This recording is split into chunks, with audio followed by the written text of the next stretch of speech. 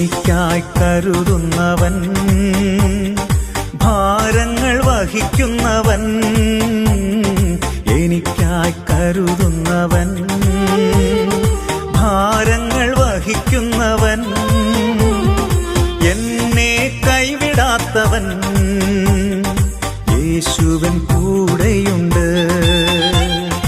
എന്നെ കൈവിടാത്തവൻ, യേശുവൻ കൂടെയുണ്ട്.